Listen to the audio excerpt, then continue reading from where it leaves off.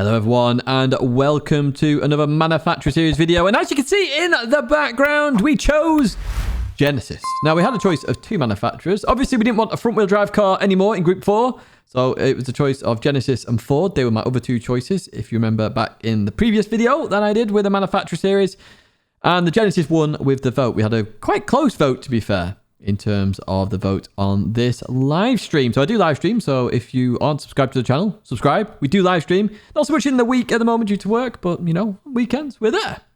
Now, first race with Genesis was actually at Yamagiwa, so I didn't know what to expect really, and we are in group 4 machinery, as you can see there. Now, I've put a timer on, and you probably guessed why, based on the title of this video and probably the thumbnail as well. Obviously, I'll do that afterwards.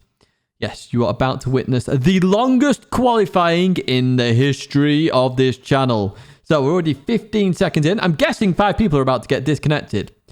Oh my word, how was I wrong? So let's start fast forwarding this. This is at 6,000%, I believe. So you've seen the minutes go past very, very quickly. Now, one thing to note here, if you look at the sky is not changing at all.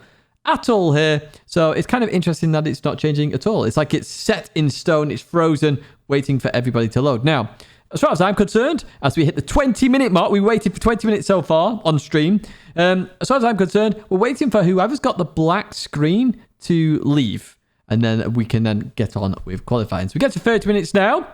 Quite a substantial amount of time has passed, but I ain't giving up. I want some points here as we head towards that 40-minute mark. There we go. 40 minutes in waiting. Somebody leaves. And then I just put this in here as well, or somebody's about to leave as we hit 43 minutes. Because I'm saying, if it's on the black screen, just hit exit. It might help you load. It might help the lobby load. But somebody does leave. I can't remember who it is because my face, annoyingly, is blocking whoever leaves. I'm not too sure who it is. I want to say it's Prima Juju, who's in P9 currently, but we will find out in just a second. Well, 43 minutes in. The sky hasn't changed. You've noticed that. Some of the AI characters have been moving. The guy underneath my monitor there, or my screen camera, constantly looking there. As you see, Prima Juju just leaves there. It was Prima Juju, and this happens now. Oh, we're down to P7. Oh, here we go. Oh, we're going. Whoa, it's night time. We're going to... Oh, no. Oh, my word. I can't see. Oh, no. Oh, no. The previous race in history, I can't see. So, as you heard there, I could not see. So it went straight to darkness, but the game couldn't actually load the graphics and the lighting effectively. Kind of an interesting little... I suppose for some people who design games will look at that and go, oh, that's how the lighting effect works. I had no idea. Nobody could see anything. But I knew, critically, coming out the pits, I had to be the lead car here. If I was the lead car, and I guessed the first part of this circuit because I had no idea where I was going, I knew I would get pole. Remember, it's where you are on track as qualifying ends if no one sets a time. That is who gets pole position. And look where we are, baby. Yes, that's right. We're P1 for Genesis, our very first race for the manufacturer. Oh, yes. We get the old P1. We start on pole. Happy days. Oh, look at that. 169 likes. Nice. Right. So, yes, we are on P1. Here we go with the race then. Let's kick it off. 15 laps here at Yamagiwa. How good is this Group 4 car? We know the BMW and the Mazda Atenza are rapido in a straight line. But can we match some of the other cars in this race? Now, do you think Tashumi right behind me here is in a Atenza, I believe it is, in the Mazda Atenza. We know it's rapid. We know the bop is broken here. So when they go for it, we're just going to avoid and let them go and hopefully follow them. Unfortunately, they go into the barrier there. I'm not sure where they wanted to go there. But even so, we keep the position for now. So happy days, as we always say, in towards this left-hander. I hadn't done that much practice because I picked this on stream. I had 15 minutes practice. But you see there, the Atenza just gets on the inside here. Now look at the speed difference here. Watch this. It's like they've got blimmin' nitrous. As we continue on down, and there you go. Look at that. It starts to go now. Actually, it wasn't too bad. We'll see later on anyway. That wasn't as bad as I thought it was, or remember it was. But even so, P2, we carry on. But you saw they started to edge away. And this is a problem with the Genesis that you're about to witness in this race. When it starts to get towards the top end, it's got no top end. It weighs a ton, as we see. If we're going to go 3 wide here into this left-hander, look at this. We've got a Viper well on the inside. We've got the Evo here. Just pushed me out a little bit, but I think that's because of Brun on the inside. And then what have we got as well? Another Evo. Evo very popular in GT7. Wasn't so much in GT Sport as we head into the left-hander here. Everyone getting all sorts wrong, trying to go side by side. We give Joss a little bit of a bumper draft there to allow them to continue. And then who's that? We got Subaru going down the left-hand side with that classic Subaru livery. Of course they have that classic Subaru livery. Who wouldn't? But 4 cars here. I was like, okay, this could be good. We could have a bit of a decent race here. Let's bring it on. So, noticing anything? Noticing a problem here? Yeah. I can't keep up. Like, at all. Like, literally at all. We saw Calster flashing it in the background. Shout out to Calster. Always a mod on the channel, of course. 8Child is racing here. Chose a Citroen. Now, another reason why Genesis was on my mind. I do like Genesis in terms of the cars they've got. Because Calster, in one of the streams that you saw, at Laguna Seca, got P2. So I thought, it can't be that bad. Well, let's find out as we see Avi just got on the inside of Brun there. There's a slight tap there between the two. Brun goes off. I knew what was going to happen there, so I tried to get on the inside. And Calster, the opportunist that he is, takes both of us there. Gets 2 positions in and 1. A buy one, get one free for Calster there. Up into P5. Well played, Calster. Well played. And maybe well played with the old thinking Genesis, for me, is better than it actually is. Hey. I'm setting you with spoilers here in terms of what's going to happen in this race. But we continue on. We're in the cursed position of P6. I know some of you want me to change some of these notes that I say and some of the common themes we say on this channel. So we have to think of some new ones. But the cursed one is Steve's, of course, Super GT. We seem to have stolen it off him as we jump to this glorious TV camera. I do love this TV camera. Especially now in GT7. It's even better than it was in GT Sport. It looks glorious. I believe ray tracing may not be on because I'm on performance mode. I don't know how it all works. It just looks nice. Which is why I'm showing you it as we see the Viper and the BMW going side by side there. So we know BMW is behind us. That's an F for a start. Let's now jump back on board. Oh, we see a Viper go off to the realms there. But speaking of realms, Calster heads off too. So we get another position. Now, Calster decides to leave very quickly because the next race is about to begin. That's how far or how long qualifying took. The next split was already starting. Anyway, we've got Avi and Boltsy here. So we've got an Evo versus Subaru battle, which is kind of nice, really. It's the standard and iconic battle that we've seen in the car world. They've been going at it side by side for quite a while now. So we managed to keep up with the four-wheel drive, not four-wheel drive. That'll be interesting. As they go side by side now, we saw Avi get this slightly wrong last time and tap Brun. So goes on the inside here, gets it slightly wrong again, taps the Subaru. Oh yes, boys and girls, it's 2 for 1 with a BMW going in the wall as well. It's a Tidge run time. However, we didn't run for that long because Zoa behind us in the McLaren. Also a very quick car. It's absolutely rapid, this thing. It's about to see now because on this start-finish straight, it goes to the left. Now, look, we've got about even here at the moment. Nothing major, but this is where that top end fails. Look at it just go on by. Go on by as if I'm standing still. So there's, obviously we know Bop is broken, but there's something definitely wrong with this car. And I really, really, really can't believe I've picked another slow Group 4 car.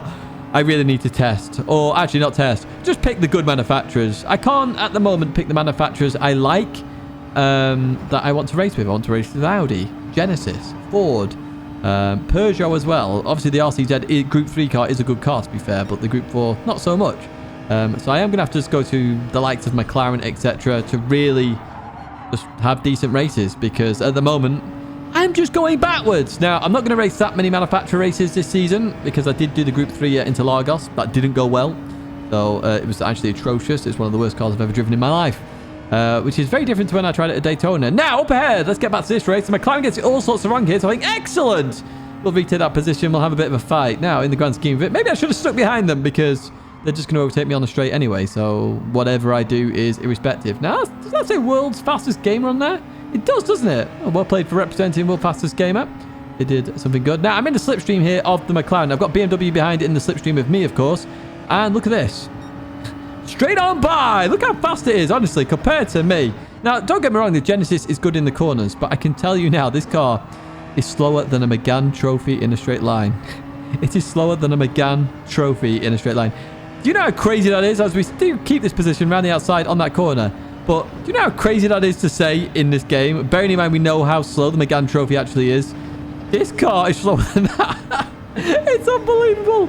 I could not believe it when I did a race versus Megane trophy. I was like, what on earth? Now, come through here. Get this slightly wrong. Now, what's happening here actually is as the car gets a little bit lighter, we just struggle with cutting the chicane as much. Now, remember for me, cutting Or, well, saying 2 wheels on a curb is fair game to me. That's how it has always been in Gran Turismo, so that's what I always aim to do.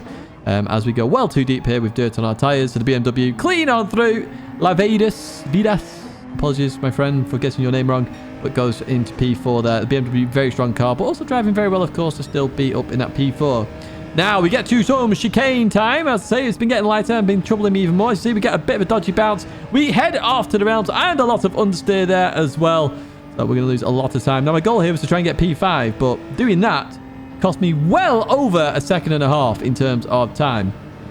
As you can see, they're a second behind me now, so I'm thinking, okay, I really need to push. And I have to push everywhere, of course, because the car's going so slow.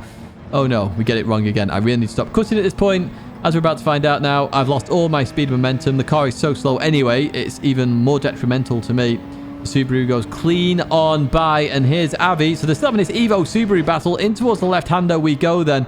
Just give the Evo just enough room here. Some good clean racing with Avi as we leave that corner. It's a bit, sometimes with Avi, just with the connection, it can be a bit iffy, just connection issues, but nah, it's all clean here with Avi. Good stuff. Shout out to you as we head into this left-hander. Sorry if you heard me punching my hand there. I don't know why I was doing it. Punch, punch, punch! Right, we're going to be punching above our weight here in terms of the last couple of laps because we have Avi behind us and we want to keep this position. So I was hoping to keep the slipstream of the Subaru up ahead, but as you've seen already in this race, the Subaru, any four-wheel drive car, any car whatsoever actually, is just quicker than the Genesis in a straight line.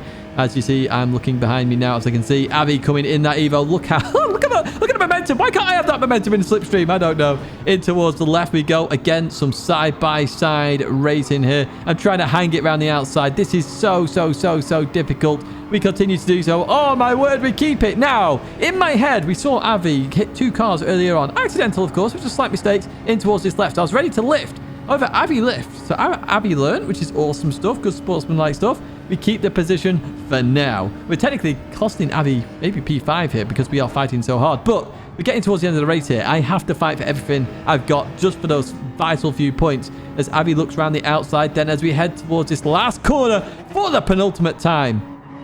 We're keeping it tight this time. Avi going for sort of the outside. And then a massive run through the corner to overtake me on the straight. So we go left here. We go defensive. Avi decides to go towards the barrier. I can't move again because that would be a double move. And I definitely don't agree with those. And okay, it didn't matter where I went. Avi was clean on by before turn 1. Now, I was going to try this round the outside again, but because I'm starting from behind Avi this time, I had to keep a bit more speed. However, a bit too much speed. I had to lift there, otherwise I was heading to the realms. Avi gave me enough space there. Again, well played to you. So, yes, not the greatest here. We've just gone backwards. I reckon we could have got P5 here as we head towards the finish line. Then we advance further on here. And it is going to be P7, unfortunately. But we tried our best in a car that is very slow. Very interesting in terms of how the graphics work. It was frozen for 45 minutes and instant darkness. So if you do get that same situation, be prepared for a complete change of time. Maybe weather. Who knows? If that happens in your sport races, do keep that in mind. But that is it for this race. I do hope you've enjoyed it. There was some entertainment in there. Thought I'd show you the longest qualifying session in history on this channel. That's going to be it for me now, folks. Please do give a like on the way out. Subscribe to the channel if you want to stay in touch with all the content. And there's 2 more videos there for you to watch and enjoy. Thank you once again. Au revoir, farewell, and have some more good races wherever you are in the world.